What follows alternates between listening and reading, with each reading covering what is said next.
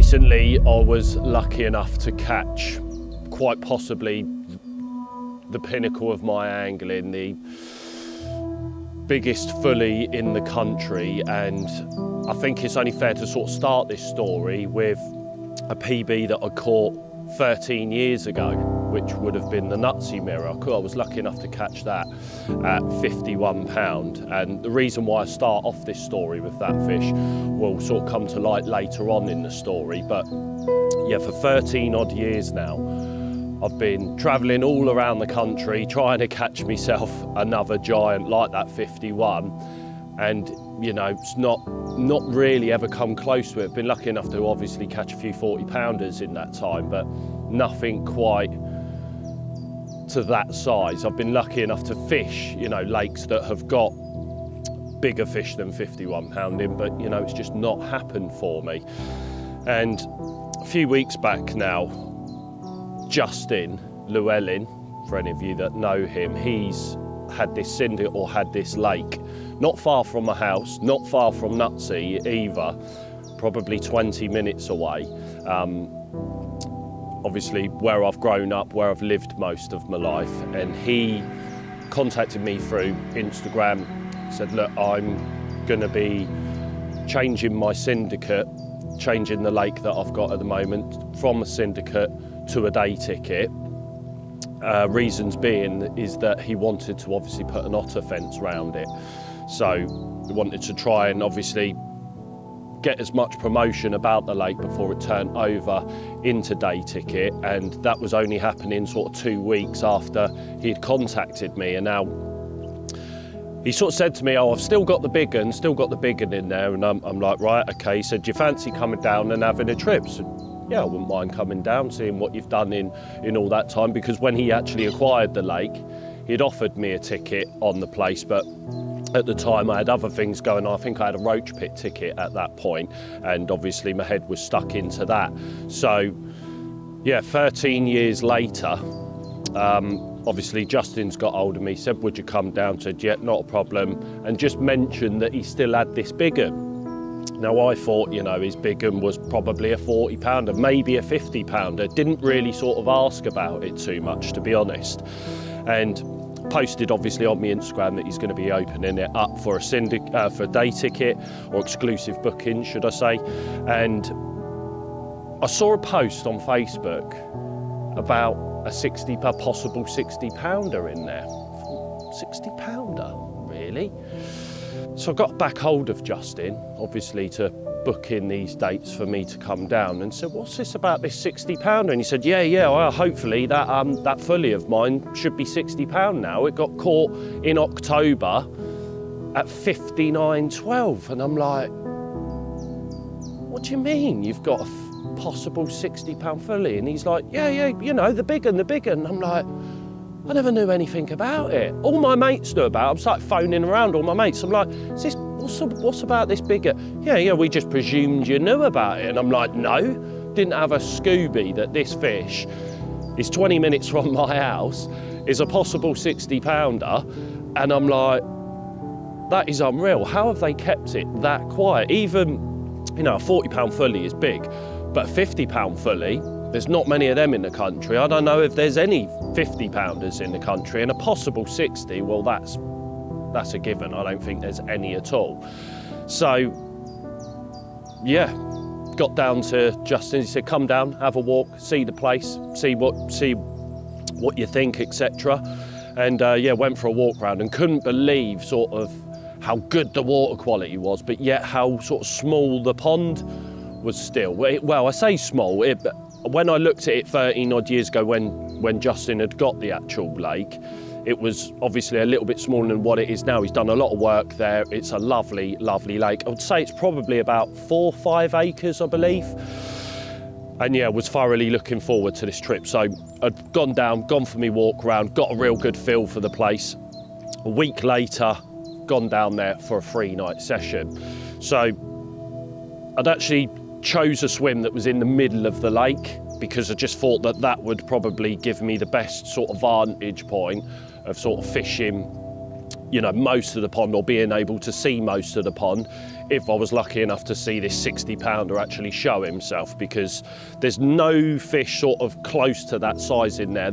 He's got a few fish that should be tipping over to 40-pound now, but there's a big gap there from 40 to 60. So, you know, you would like to think that if that one shuffled out of the water, then you would obviously know that it is the big one. But that wasn't the case, and finding a spot was hard work. You know, there's a lot of weed in there for that time of year. You know, we're talking March time, and for a lake to be, you know, weedy at that time of year is quite surprising. You know, there's not many lakes that are fished in March where there's a load of weed about still. So yeah, finding a spot was difficult, but you know, persevered with it, and all the while I'm thinking I'm absolutely ruining my chances here by letting the death out of this swim. But that's what you've got to do, you know, you've got to know that you're fishing confidently. And I managed to actually find this sort of gravel strip to the left-hand side of the swim that sort of runs away from you, and sort of just kept like adjusting the clip until I'd found like the back of the spot. So if you imagine the gravel strip's running away from me, and then there's a big wall of weed right at the back of this spot, and it took forever to sort of like find out exactly where it was. Now the strip of gravel was probably only about sort of 4, maybe 5 yards wide. So a big enough spot, I felt, to get 3 rods tightly to the back of this spot, because I couldn't find any other spots anywhere else in the swim. I thought I'm going to fish all 3 rods on this. So that's what I did. So I managed to find this spot. I got all 3 rods out there, and yeah, I was pretty confident with what I'd found. And you know, obviously the baits and rigs and stuff that I'd put out there, I was using solid bags out there, some of the Crayfish Mini mix in there. I was using squat in the bags as well as the insect meal, and then spotted a fair bit of bait over the top. Now I put about a bucket of bait out over the top of 3 rods, and sort of Justin was fishing at the time, the owner, and he's come round, and I think he was quite surprised at how much bait I'd put out for me opening gambit, basically. And he sort of said, you know, people don't tend to do that. And I was thinking at the time, oh, you know, if people aren't doing that a lot, have I ruined my chances here? But, you know, I'd gone all in, and I felt confident with the 3 rods that were out there. And rightly so, because as it got into darkness, the left-hand rod had busted off. Now there's a lot of weed between me and the spot, so fishing 3 rods quite tight to one another, over weed and then onto this spot, you're likely to wipe the other rods out. So I was a little bit dubious about that, but luckily for me, left-hand rod had gone and it had kited left. So I thought, sweet, hopefully I can keep him left, and keep him away from the other 2 rods. Managed to get this fish in after a little bit of palaver as well. I was fishing, my mate Nicky was next door to me as well, Nicky Mills, and he had to get out into the lake, and the fish had darted down into some reeds, and all the while he's out there, he's like, I can see it, it's a 30-pound mirror. I'm like, oh no, please get it in the net, please.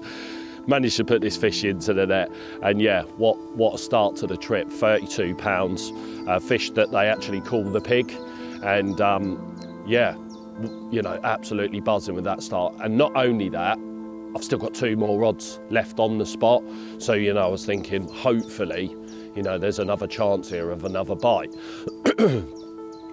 So it was only an hour or 2 after I'd put that fish back, the middle rod has busted off. Picked up the rod, and then all I'm doing, all the while, I've picked up this rod, I'm sort of, didn't really feel like it was a giant or feel like it was anything significant, to be honest, because all the while I'm trying to fight my waders on. So I'm trying to get my waders on.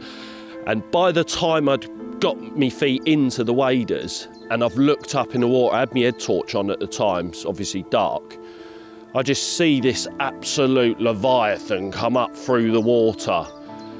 And then just straight away I thought, that's got to be him. That's him. So I'm now pulling him, I just walk straight into the water with the net. I'm pulling him towards the net, pulling him, and he slipped over the cord, and my mind just blew up. I just knew that I'd caught this absolute giant, from this lake. I'd been there for only a few hours, you know, my first night, second bite. Luckily that fish hadn't wiped out that rod. And next minute I'm staring down in the net at a possible 60-pounder.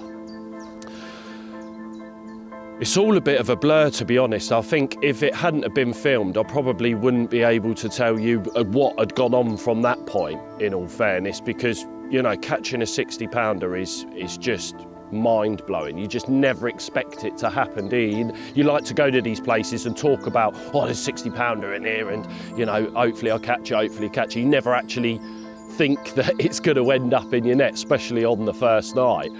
And yeah, getting that up onto the bank and seeing this thing in the mat was just blows your mind. Unbelievable. Got him up onto the scales, 60.5 £5. And a moment I'll never ever forget for the rest of my life, to be honest. It was lovely to have all the people that were there at the time. Obviously Justin, Nikki being there. I fish with Nikki a lot now, and yeah, just having those people around, as well as Ash from Carp, getting, you know, these moments that you don't sort of get, you know, where you're just like in the zone staring at this 60-pounder lying on the mat and just takes your breath away, you know.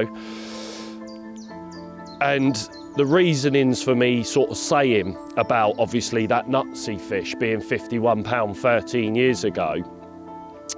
So I was putting that fish back, and the 60-pounder would have been born that year as well. So it's quite crazy how that sort of comes into one another, where I've caught my PB 13 years ago at 51 pound, and as I slipped that fish back, that would have been when this 60-pounder was born, and 13 years later, in the same area, down the road from my house, I've gone and caught another PB, which is quite something, to be honest, and yeah, something that I'll remember for a long, long time.